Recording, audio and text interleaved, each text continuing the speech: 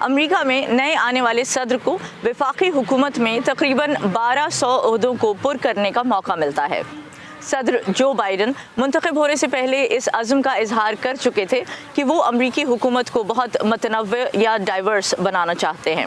ان کی کابینہ میں کئی لاطینی نژاد امریکی یا ہسپانوی نژاد امریکیوں کو شامل کیا گیا ہے، لیکن بعض اہم نان کیبنٹ پوزیشنز پر اس بار کئی پاکستانی امریکنز کے نام بھی سامنے آئے ہیں۔ وفاقی جج کے عہدے پر زاہد قریشی کو تعینات کیا گیا۔ سلمان احمد کو پالیسی پلاننگ کے ڈائریکٹر کا عہدہ ملا۔ علی زیدی ماحولیات سے متعلق مشیر ہیں۔ لینا خان نے فیڈرل ٹریڈ کمیشن کی سربراہ کا عہدہ سنبھالا ہے، اور دلاور سید اسمال بزنس ایڈمنسٹریشن کے نائب سربراہ کے عہدے پر اپنی نامزدگی کی توثیق کے منتظر ہیں۔ لیکن ایک اہم سوال یہ ہے کہ ان تقرریوں سے فرق کیا پڑتا ہے؟ کیا ان افراد سے یہ توقع کی جا سکتی ہے کہ وہ پاکستان کے مفادات کو مقدم رکھیں گے یا امریکہ میں رہنے والی پاکستانی کمیونٹی کی آواز بنیں گے؟ یہ سب کو جاننا چاہیے کہ جو یہاں کے کوئی بھی ہیں، اگر امریکہ میں امریکن سٹیزنز ہیں تو ان کی جو لائلٹی ہے یا ان کی جو تھنکنگ ہے that has to be and should be 100% for America. تو لیکن اس کا فائدہ پھر ضرور ہے، کیونکہ اگر آپ بالکل ٹیبل پہ ہے ہی نہیں تو آپ کا ویو پوائنٹ کوئی بتانے والا ہی نہیں ہے، تو پھر نیچرلی جب U S American foreign policy بنتی ہے اس میں آپ کی کمیونٹی، آپ کی جو ایشوز ہیں اس کا کوئی بولنے والا یا سامنے لانے والا ہی نہیں ہوتا، اور اس وجہ سے یہ جو نئے پالیسی میں ان پٹ آئے گی from the perspective of Pakistan and also Pakistani Americans, it's bound to be good for the United States. Of course, it will be good for the region.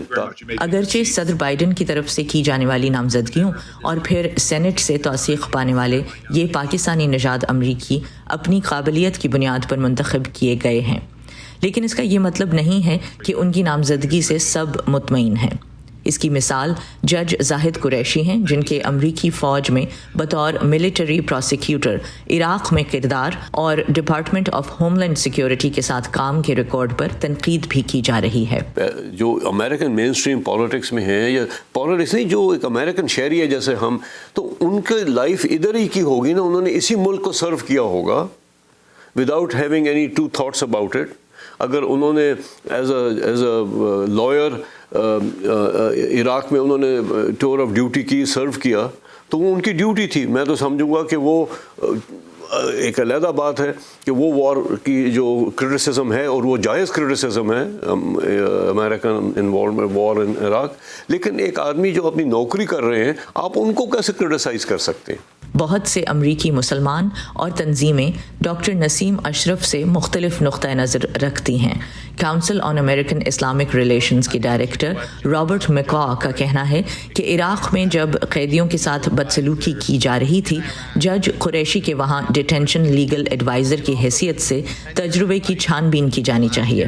وفاقی عہدوں کے لیے وائٹ ہاؤس کی طرف سے کی جانے والی نامزدگیوں کو سینٹ میں توثیق کی ضرورت ہوتی ہے، لیکن صدر کے دفتر کے لیے عملہ یا صدر کی ٹیم کو امریکی صدر اور ان کے ساتھی خود چن سکتے ہیں۔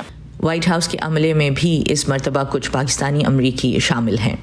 صدر جو بائیڈن کا ان سے پہلے آنے والے 6 صدور سے موازنہ کیا جائے تو پتہ چلتا ہے کہ وہ اس وقت صدر براک اوباما کے برابر غیر سفید فام افراد کی تعیناتی کر چکے ہیں، تاہم صدر بل کلنٹن ان دونوں صدور سے آگے تھے۔